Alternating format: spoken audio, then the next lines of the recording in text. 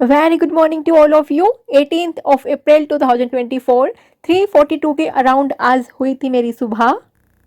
कभी भी दौड़ के लिए दौड़ना जरूरी नहीं होता, छोटे छोटे कदम इम्पोर्टेंट होते हैं, क्योंकि छोटे छोटे कदम से दौड़ पूरी होती है। वैसे ही हमारी लाइफ में छोटे छोटे स्टेप से हम बहुत बड़े बदलाव और बहुत बड़े अचीवमेंट हासिल कर सकते हैं। आप में से किसी ने कमेंट किया था कि हताश हो चुकी हूँ, ज़िंदगी से निराश हो चुकी हूँ, लग ही नहीं रहा कि कभी माँ बाप ने इतना अच्छे से पढ़ाया लिखाया था, वो पढ़ाई लिखाई कभी भी मेरे काम आएगी। आपको एक बात बताऊं डियर, मैदान में हारा हुआ इंसान फिर से जीत सकता है, लेकिन मन से हारा हुआ इंसान कभी नहीं जीत सकता। इसलिए मन से हार कभी भी नहीं माननी है। आप जिस भी उम्र के पड़ाव में खड़े हैं, आपको ये जज्बा रखना है अपने अंदर कि अभी वक्त कैसा भी हो, मुझे ही अपना वक्त बदलना है, मैं ही बदल सकती हूँ। और पढ़ाई से तो ना जाने कितनों ने अपना वक्त बदला है। पढ़ाई एक ऐसी चीज़ है, आप अपने सही समय का इंतजार करें, लेकिन अगर समय सही अभी है और आप उसको पहचान नहीं पा रहे हैं, तो हाथ पे हाथ धरे बैठे रहने से कोई फ़ायदा नहीं है, ऐसे टेंशन लेने से भी कोई फ़ायदा नहीं है। मेहनत आपको करनी पड़ेगी, परिश्रम आपको करना पड़ेगा। वो नहीं करोगे तो आज आप इस टेंशन में हैं, कल आप इसी टेंशन में जीते रहेंगे। अपने आने वाले कल को बेहतर बनाना है, तो अभी इस टेंशन से ऊपर आके मेहनत करने का समय है, तो आपको मेहनत करनी होगी। कोई आपको हाथ पकड़ के पहले की तरह नहीं सिखाने वाला चीज़ें कि आपको ऐसे करनी है। अभी आप मैच्योर हो चुके हो, तो आपको खुद से ये सोचना है कि आपके लिए और आपकी फैमिली के लिए सही कदम क्या हो सकते हैं। आपके ना बहुत सारे कमेंट आते हैं कि हमारी लाइफ में ये हो रहा है, वो हो रहा है, हम कुछ बोल नहीं पाते हैं। अगर आप में से कोई भी सिविल सर्वेंट की तैयारी कर रहा है,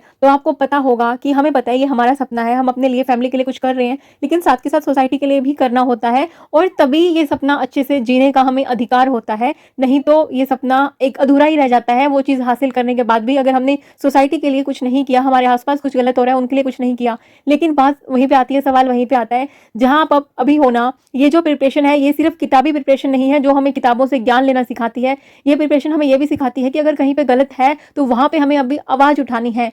हमें किसी से वैसे रूड नहीं होना। किसी ने एक बहुत अच्छा कमेंट भी किया था कि हमें आर्ग्यूमेंट करने से बचना चाहिए, रूड होने से बचना चाहिए, लेकिन अपना पक्ष रखने से, अपनी बातें रखने से नहीं कतराना चाहिए। और बिल्कुल सही बात है ये। जहाँ पे भी आपको लगे ना आप सही हो, सामने वाला गलत है, तो भले ही ऊंची आवाज़ ना करो, ज़्यादा आर्ग्यूमेंट ना करो, लेकिन एक बार आपका हक है ये बोलने का कि हाँ मैं सही हूँ इस चीज़ में और आपकी यहाँ पे ये गलती है।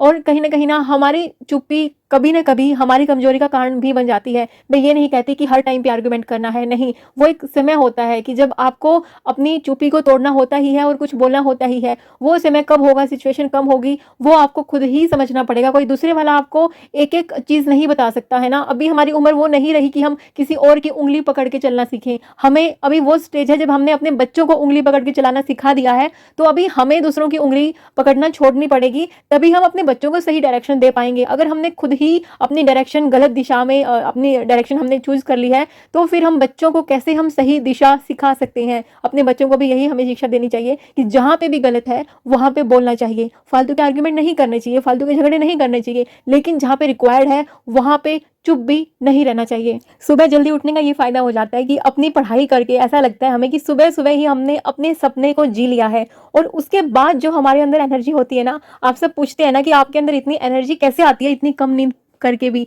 तो देखिए डियर, जब ऐसा होता है कि सुबह मैं अपने जो मेरा सपना है उसको मैं जी लेती हूँ ना, वो पढ़ाई में कर लेती हूँ और वो मतलब एक सेटिस्फेक्शन मिलता है। उसके बाद जब बच्चे को स्कूल उसको छोड़ने की तैयारियां शुरू होती हैं, कुछ भी काम शुरू होता है, तो एक एनर्जी अपने आप मन में होती है कि हाँ, कि हमने अपने लिए कुछ कर लिया और अभी हमें अपनों के लिए कुछ करना है। लेकिन अगर सुबह ऐसी होती है कि सुबह उठते ही हमें अपनों के लिए कुछ करना पड़ जाए, तो कहीं ना कहीं हम भले ही एक झूठा सेटिस्फेक्शन खुद को दे लें कि हाँ हम हमारे अपनों के लिए बहुत कुछ कर रहे हैं, लेकिन मन में एक गिल्ट जरूर रहता है कि हमने खुद के लिए क्या किया। तो वही बात है, जब आप खुद के लिए थोड़ा सा जी लेते हो ना सुबह उठ के, उसके बाद अपनों के लिए जीने में भी मजा आता है और वो एनर्जी बनी रहती है। आप में से किसी का सवाल था कि आपको जब नींद आती है पढ़ते हुए तब आप क्या करते हो, या फिर आपको नींद नहीं आती क्या सुबह इतना जल्दी उठने के बाद। नींद पहले आती थी, उस पर मैंने कंट्रोल पा लिया। कंट्रोल पाने में समय भी लगता है, हिम्मत भी लगती है, और वही बात है ना कि टाइम के साथ सब कुछ हो जाता है, लेकिन सुस्ती जरूर आती है, हर किसी को आती है। जब आप लॉन्ग आवर सीटिंग दे देती हो तो एक मन ऐसा करता है कि रिलैक्स करने का, तो उसके लिए मैंने बताया था कि मैं बीच बीच में नैप भी लेती रहती हूँ। साथ के साथ मुझे कभी लगता है ना कि सुस्ती आ रही है, अभी पढ़ाई अच्छे से नहीं हो पा रही है, तो मुझे बाथ लेना सबसे अच्छा लगता है। जब भी सुस्ती आए ना, आप एक बार नहा के देखना, तो इतना रिलैक्स आपको लगेगा ना, और उसके बाद जो पढ़ाई होगी सीरियसली वो पढ़ाई द बेस्ट होती है उस टाइम पे। किसी ने मुझे एक कमेंट किया था, आई नो मुझे ना बहुत बुरा लग रहा है जब मैंने उस कमेंट को रीड किया, लेकिन मैं आप सबको पढ़ के सुनाना चाहूँगी कि लाइफ में जो हम ये बोलते हैं ना हमारी लाइफ में ये मुश्किल है वो मुश्किल है, लेकिन सही में बहुत लोगों की लाइफ में बहुत ज़्यादा मुश्किलें हैं। जैसे कि इन्होंने लिखा है, हाय दी, मैं एलटी की तैयारी कर रही हूँ पर मेरी और मेरे हस्बैंड की नहीं बनती। उनका किसी और दूसरी औरत के साथ रिलेशन है, ऐसा कुछ उन्होंने 4-5 लाइन में लिखा है, लेकिन मैंने आपको एक सिंपल सी लाइन में बता दिया है। और उनके बाद बोलते हैं कि जब भी वो पढ़ाई करती है उनका पढ़ाई में मन नहीं लगता है, साथ में उनके साथ मारपीट भी करते हैं उनके हस्बैंड, वो डिस्टर्ब हो जाती हैं। तो वो टीचर बनने का उनका सपना है, लेकिन वो पढ़ाई में मन कैसे लगाएं उन्होंने पूछा है।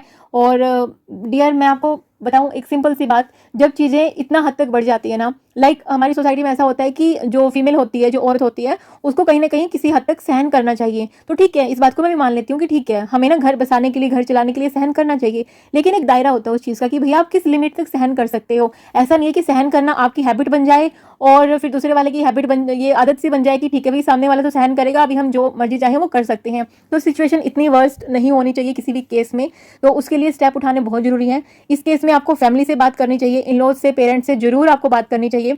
और रही बात मार पिटाई की, उस पर तो मैं बहुत पहले बोल चुकी हूँ, जब आप पे पहला थप्पड़ आपकी तरफ बढ़े तो उसको जवाब वहीं पे मिल जाना चाहिए, और जवाब ऐसा होना चाहिए कि सामने वाला हिल जाए, दोबारा उसकी हिम्मत ऐसी ना हो। अगर ऐसा नहीं किया गया तो यकीनन बहुत सारे केसेस ऐसे होंगे, मार पिटाई इतनी बार होगी आपको याद ही नहीं होंगे पहले थप्पड़ से कब इतने थप्पड़ हो गए कि आप उनकी गिनती ही भूल जाओगे।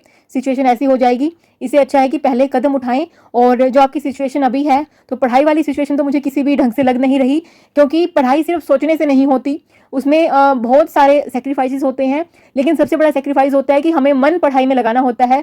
लेकिन अगर मन जानबूझ के कहीं जा रहा है, जैसे लाइक सबके पास टाइम है पढ़ाई करने का, फिर भी वो टाइम नहीं, पढ़ाई नहीं करते हैं टाइम होने के बावजूद भी, तो फिर भी ऐसा होता है कि हम उस मन को समझा सकते हैं, कंट्रोल में ला सकते हैं। लेकिन आपके साथ तो सिचुएशन ऐसी है कि आपका मन भी क्या करेगा जब ऐसी परिस्थितियां मन के सामने हैं, तो पहले आपको उनको सुधारने में लगना चाहिए मेरे ख्याल से तो। क्योंकि कहीं ना कहीं हम तैयारी तभी अच्छी कर पाते हैं जब हम किन्हीं और ऐसे डिस्टर्बेंसेस से फ्री रहते हैं। इतने सारे डिस्टर्बेंसेस के होते हुए पढ़ाई करना थोड़ा सा टफ हो जाता है, और उस माहौल में पढ़ाई करना तो और भी ज़्यादा टफ हो जाता है। लेकिन उस माहौल से हम एकदम भाग भी नहीं सकते हैं, तो आपको अपनी फैमिली से जरूर बात करनी चाहिए। इसका एक बार सॉल्यूशन निकल जाए, उसके साथ साथ आप पढ़ाई जारी कर सकते हैं। मैं ये नहीं कहूँगी पढ़ाई नहीं करनी है, लेकिन पहले अपने पीस ऑफ माइंड के लिए आपको ये स्टेप उठाना होगा। आपको सबसे बातें करके देखनी होंगी, और उसके बाद आप अपनी पढ़ाई कंटिन्यू करिएगा। और अपने बच्चे का आप तभी अच्छे से ख्याल रख पाएंगे जब खुद खुश रह पाएंगे, और पढ़ाई भी तभी अच्छे से आप कर पाएंगे। हाँ, आप में से बहुत सारे कमेंट आए हुए थे कि हमें करंट अफेयर कहाँ से करना चाहिए। अगर मैं अपनी जर्नी बताऊँ करंट अफेयर की, तो मैंने आई थिंक जब मेरा 1 मंथ कंप्लीट होने वाला था इस जर्नी का, तो उस टाइम के दौरान, पता नहीं 20 या 25 डेज के दौरान, इस जर्नी के स्टार्ट होने के बाद मैंने ना न्यूज़पेपर पढ़ना शुरू कर दिया था। और मुझे लगा कि 1 महीने तक मैं कंटिन्यू करके देखूंगी। लेकिन जो मैंने कंटिन्यू किया उसके बाद फिर मुझे कहीं ना कहीं फील हुआ कि न्यूज़पेपर में जो हमें इन्फॉर्मेशन निकालनी पड़ती है ना, उसमें बहुत टाइम लगता है। लेकिन आज यूट्यूब के टाइम पे बहुत सारे ऐसे चैनल हैं जो न्यूज़पेपर की एनालिसिस करके देते हैं, जिससे हमारा टाइम सेव होता है। क्योंकि पहले टाइम कम होता है शादी के बाद, बच्चे के बाद, और उसके बाद हम न्यूज़पेपर में से हम इन्फॉर्मेशन निकालने पर लग जाएं। जो इन्फॉर्मेशन हमें याद करनी है उसमें तो टाइम लगेगा ही, लेकिन वो इन्फॉर्मेशन हमें निकालनी पड़ जाए। न्यूज़पेपर हर दिन का इकट्ठा हो जाता है, हर दिन वो 2 घंटे तो आपको मिनिमम लगेंगे ही लगेंगे जब आप उसकी स्टार्टिंग कर रहे हो तो। लेकिन कहीं ना कहीं वहीं पे आप न्यूज़पेपर एनालिसिस देख लेते हो यूट्यूब पे, तो वो आपका 1 घंटे में कवर हो जाता है, तो वहाँ पे 1 घंटा आपका बच जाएगा। तो वो मुझे बहुत अच्छा लगता है। एक महीने तक लगभग मैंने न्यूज़पेपर पढ़ने के बाद ये रियलाइज किया कि स्टार्टिंग में न्यूज़पेपर तो बिल्कुल नहीं पढ़ना चाहिए जिसकी हैबिट नहीं है। हाँ, जिसको मतलब पहले से ही आदत है स्कूल टाइम से, कॉलेज टाइम से न्यूज़पेपर पढ़ने की, वो भी इंग्लिश न्यूज़पेपर। जी हाँ, the Hindu, the Indian express, यही वाले न्यूज़पेपर अच्छे बोले जाते हैं यूपीएससी के लिए। नॉर्मल हिंदी के जो भी दैनिक भास्कर, जागरण आते हैं, उनमें यूपीएससी के हिसाब से या स्टेट पीसीएस के अकॉर्डिंग इतनी अच्छी इन्फॉर्मेशन नहीं होती है। और लेकिन फिर मुझे लगता है कि न्यूज़पेपर जिनको पढ़ने का इच्छा भी है और जिन्होंने पहले नहीं पढ़ रखा, तो कम से कम उनको अपना इकोनॉमी, पॉलिटी, ये सब चीज़ें ना पहले कवर कर लेनी है। ये सब्जेक्ट जब कवर हो जाएंगे तब, और साथ के साथ इंटरनेशनल रिलेशन, ये सब्जेक्ट जब थोड़ा कवर हो जाएंगे ना, फिर उसको न्यूज़पेपर समझ में आने लगेगा। जो मैंने रियलाइज़ किया कि ठीक है, इंग्लिश ठीक ठाक होने के बावजूद भी बहुत सारे वर्ड ऐसे होते हैं, टर्म ऐसे होते हैं, जब तक आपने पॉलिटी अच्छे से पढ़ नहीं रखी, इकोनॉमी अच्छे से पढ़ नहीं रखी, इंटरनेशनल रिलेशन आपने नहीं अच्छे से पढ़ा हुआ, तो स्टैटिक पोर्शन इन चीज़ों में आपका कमजोर है, तो कहीं ना कहीं करंट अफेयर में आप लैग कर जाते हो, न्यूज़पेपर भी आपको समझ में नहीं आता होता है। तो आप पहले अपनी कोर सब्जेक्ट पे पकड़ आपको बनानी है। फिर भी आपको लगता है कि करंट अफेयर करना है, जैसे मुझे लगा था कि ठीक है भैया हम कोर सब्जेक्ट करेंगे, लेकिन थोड़ा बहुत करंट अफेयर होता रहे तो मन में सेटिस्फेक्शन होता रहेगा। तो मैंने क्या किया था कि डेली करंट अफेयर देखना शुरू कर दिया था। लेकिन फिर बाद में मेरे को धीरे-धीरे रियलाइज़ हुआ कि जब तक मैं इस चीज़ का रिवीजन नहीं कर लूँगी तो कोई फ़ायदा नहीं है। और करंट अफेयर के नोट्स बनाना मेरे को लगता था कि मेरे लिए जेन्युइन ये काम नहीं किया, तो मैंने करंट अफेयर के नोट्स अभी तक नहीं बनाए और मुझे नहीं लगता कि मैं बनाऊँ भी। स्टार्टिंग में मैंने 1-2 दिन सोचा था और मैंने लिखा भी था, लेकिन वो मैंने एक आधी चीज़ें वही लिखी हैं जो मेरे को मेंस पर्सपेक्टिव से थोड़ा-सा ठीक लगी थी कि हाँ, मेरे मेंस आंसर राइटिंग पे कहीं पे यूज़ हो सकती हैं ये। नहीं तो फिर मैंने मैगज़ीन पे फिर मैंने मूव ऑन किया। लेकिन मैगज़ीन को देख के भी मुझे लगा कि मैगज़ीन में बहुत सारे सब्जेक्ट कवर किए होते हैं करंट अफेयर के हिसाब से, लेकिन वो सब्जेक्ट तब तक आपको वो करंट अफेयर तब तक समझ में नहीं आएगा मैगज़ीन से भी जब तक आप उसका स्टैटिक पोर्शन ना कर लोगे उस सब्जेक्ट का। लाइक इकोनॉमी का जब मैं रीड करने बैठी करंट अफेयर तो सीरियसली मुझे नहीं समझ में आया बिल्कुल भी। वो जो टर्म्स थी बहुत कॉम्प्लेक्स थी और फिर मेरे को लगा कि अगर मैं इन टर्म्स को अभी समझने में लगूंगी तो टाइम लगेगा, इससे अच्छा है कि मैं स्टैटिक पोर्शन के बाद ये करूं। तो मैं अपना जो मैगज़ीन थी उसमें से मैंने सिर्फ एनवायरनमेंट का पोर्शन किया, जो मैंने सब्जेक्ट पहले कवर कर लिया था लाइक एनवायरनमेंट, तो उसका मुझे करंट अफेयर करने में उस मैगज़ीन से बिल्कुल भी दिक्कत नहीं आई। साथ के साथ मैंने सोसाइटी वाला पोर्शन किया, क्योंकि सोसाइटी एक ऐसी चीज़ है कि आप उसको न्यूज़पेपर से रीड कर लो, मैगज़ीन से कर लो, तो वो आपको कहीं ना कहीं एक जनरल आइडिया देता है। उसके टर्म्स इतनी हार्ड नहीं होती, आप इजिली उनको समझ पाते हो। और इन सब चीज़ों के बाद जैसे मैंने न्यूज़पेपर से मूव ऑन किया वीडियोस पे, डेली वीडियोस पे, फिर मूव ऑन किया अपना इस पे मैगज़ीन पे। लेकिन फिर मुझे कहीं ना कहीं ऐसा लगा कि जो कंपाइलेशन आती है ना, लाइक पूरे साल का जैसे एनवायरनमेंट का कंपाइलेशन दे दिया, तो वो मुझे फिर और बेनिफिशियल लगा। फिर मुझे लगा कि उसके बाद मैंने मंथली मैगज़ीन खरीदी ही नहीं, सिर्फ 1 मंथ की खरीदी थी। मुझे लगा कि जो एक 365 आती है लास्ट में एक मैगज़ीन आती है वो खरीदूंगी, लेकिन साथ के साथ जो भी सब्जेक्ट कवर होता रहेगा उसके पिछले 2-3 सालों का करंट अफेयर। जी हाँ, करंट अफेयर का मतलब ये नहीं होता है कि सिर्फ 1 साल का आपको रीड करना है। अगर आप 2025 की तैयारी कर रहे हैं मेरी तरह, तो आपका 2022, 23, 24 कवर हो जाना चाहिए अच्छे से करंट अफेयर, क्योंकि यूपीएससी में करंट अफेयर पूछा जाता है। बहुत मार्क्स का आजकल आने लगा है, लेकिन ये नहीं है कि वो 1 साल का ही करंट अफेयर आता है, 2-3 साल पुराना करंट अफेयर पूछा जाता है, जो कि न्यूज़ में ज़्यादा टाइम तक रहा था।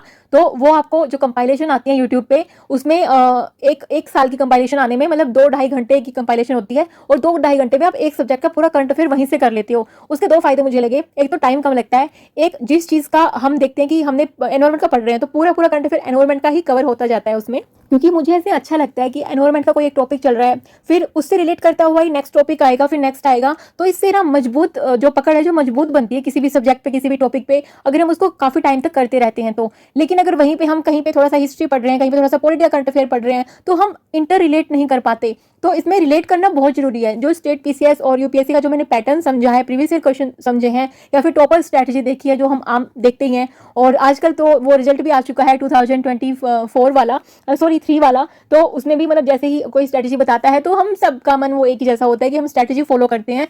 लेकिन एट द सेम टाइम हमें ज़्यादा टाइम नहीं वेस्ट करना चाहिए स्ट्रैटेजी देखने पे। 2-3 बंदों की देखो, वो भी जो जेन्युइन एडवाइस दे रहे हों, और जेन्युइन एडवाइस का कैसे पता लगेगा? आजकल हम इस उम्र में, इस दौर में आ चुके हैं कि हम इतने बेवकूफ़ नहीं है कि सामने वाला हमें जेन्युइन चीज़ समझा रहा है नहीं समझा रहा हमें पता ना लगे, तो वो कहीं ना कहीं पता लग जाता है। तो आप स्ट्रैटेजी देखिएगा, लेकिन उस हिसाब से फॉलो करिएगा जो आपको ठीक लगे, आपको सूट करे। मैं तो कहती हूँ किसी की भी, इवन मेरी भी 100% किसी की ब्लाइंडली फॉलो मत करना। तो अब सुबह से शाम हो गई, रात के 10:10 हो चुके हैं। कैसे दिन निकल जाते हैं ना, पता ही नहीं लगता।